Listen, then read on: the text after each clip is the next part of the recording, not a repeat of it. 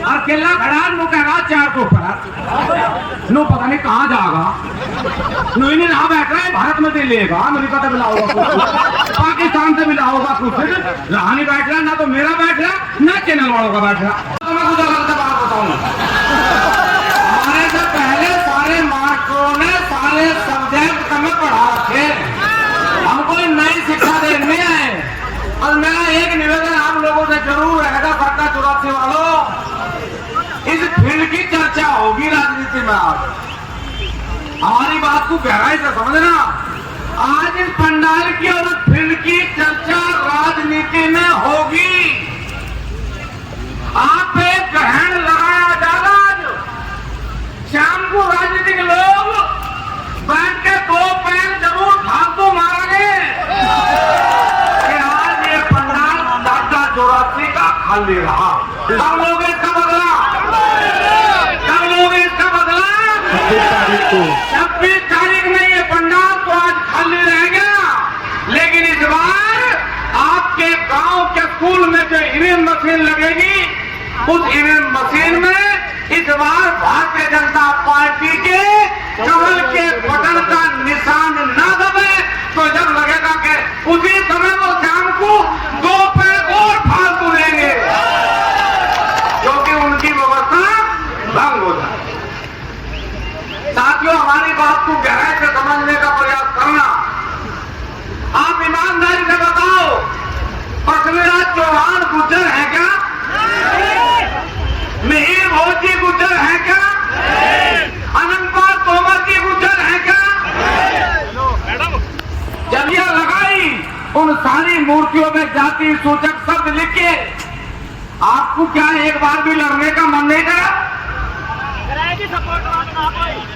साथियों दर्द ये नहीं है कि वोट किसे दी जा रही दर्द ये नहीं है कि सांसद कौन बन रहा दर्द ये है कि जिस जोर से घोड़े को चने खवाए वो ही लात मार रहा।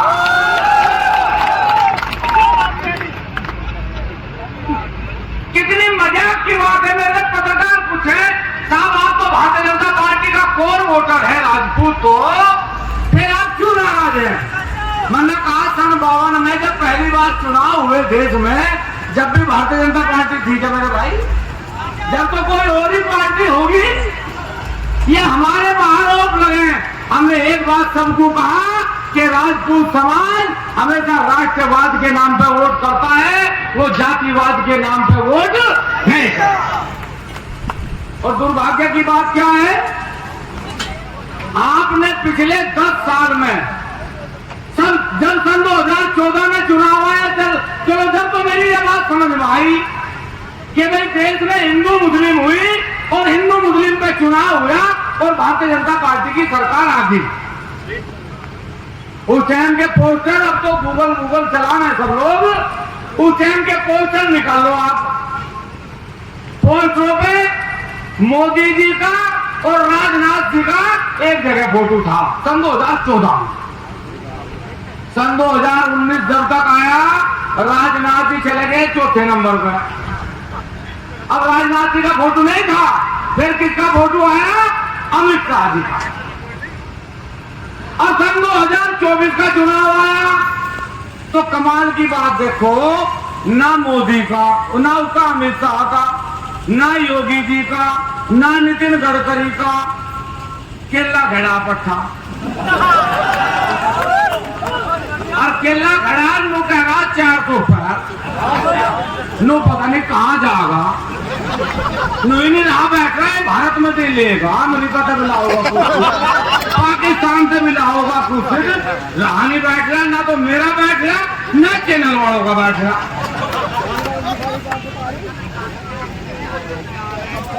भाई ऐसा भी आदमी हमने देखा। अच्छा पेपर लीक होता तो मैंने सुना मतलब पेपर लीक तो इस सरकार में हो जा पर इस सरकार में वोटर भी लीक हो जाए मोदी जी का पहले ही बताया चुनाव हुए नहीं पहले ही बताया उनको 4 बार लगाम का पेपर लीक होने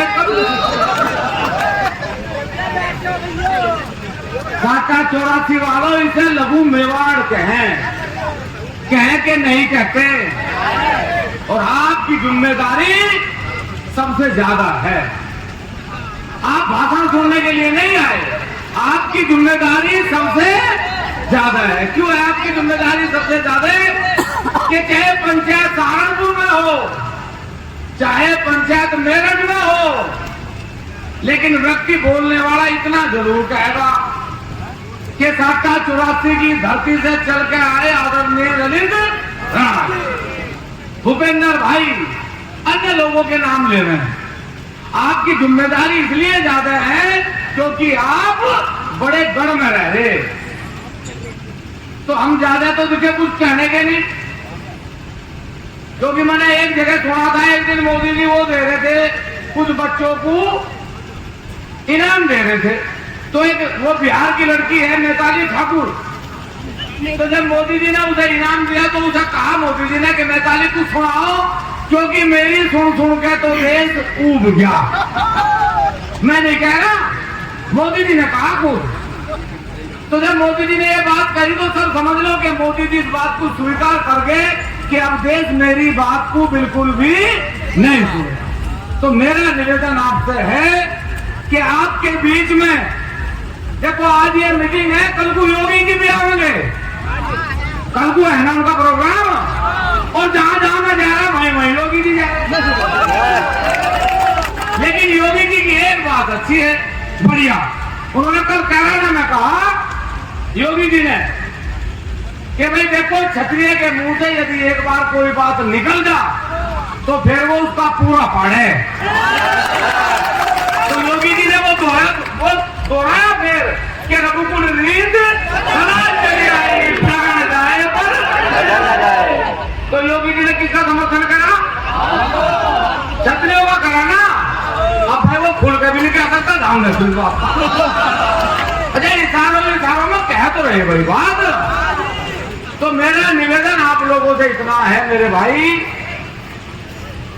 एक बुढ़िया को चोरों ने लूट ली, बुढ़िया भाग पड़ी पूरी के, आगे 2 सिपाही खड़े थे, उन्होंने कहा ताई क्यों भाग रही?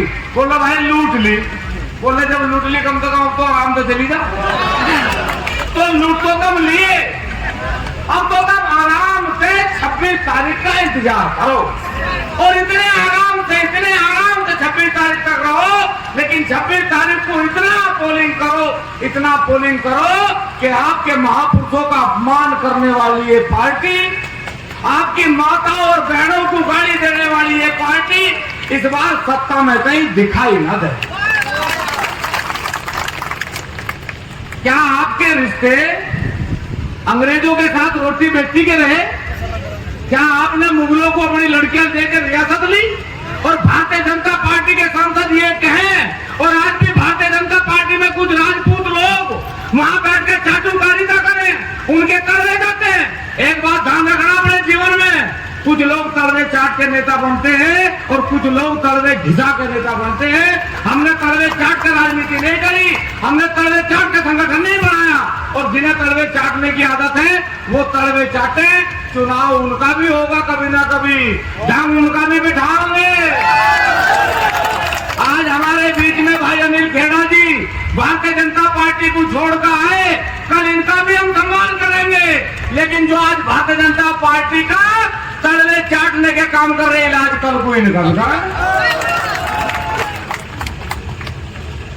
कमाल की बात है इस लोकतंत्र में भाई मजबूत किधर होना चाहिए? आप ईमानदारी से बताना, पार्टी बड़ी है कि समाज बड़ा? नेता बड़े के महापुरुष बड़ा? और महापुरुषों को गाली दे तो समाज को निर्णय लेना चाहिए कि नहीं लेना चाहिए? इसलिए निर्णय लेने का अब समय है। 26 तारीख से पहले एक फेरी और भी आ सकूं, अब क्या खाल लेना दिखे कहीं? यो टेंट मन नहीं लगवा था बड़ा, ये मना कर रहे थे मुझे। मना कहा जी लगाओ तुम बड़ा, मुझे पूरा यकीन है 84 पे ऐसे भाड़ा नहीं क्या बार दिक्कत होगी। लेकिन कोई बात नहीं, मैंने वो भी कहा सुनी के 8000 क्षत्रिय 80,000 पे लड़ने की अक्षमता। इसलिए आपसे निवेदन है कि इस परंपरा को जो भारतीय जनता पार्टी ने इस देश में शुरू करी, कि महापुरुषों को गाली दो, राजपूत समाज को गाली दो, इनकी माताओं बहनों को गाली दो और इस देश में नेता बनो। इस परंपरा को इस बार आपको तोड़ना है। अंतिम आप सब लोगों से वही आग्रह, वही निर्णय। आप महाराणा प्रताप के वंशज हैं, आप अनंतपाल तोमर जी के वंशज हैं, आप पृथ्वीराज चौहान के वंशज हैं, आप राम के वंशज हैं। इसलिए सब लोग हाथ उठाएं, दोनों हाथ उठाएंगे, दोनों मुट्ठियां बंद करेंगे और कसम खाएंगे इस बार। खाओ कसम कि जिन लोगों ने, जिस भारतीय जनता पार्टी ने हमारे महापुरुषों को गाली देने का काम करा, जिन्होंने हमारी माताओं बहनों को गाली देने का काम करा, जिसने हमारे महापुरुषों के नाम के जाति सूचक शब्द लिखे, तो उठाओ हाथ और खाओ कसम कि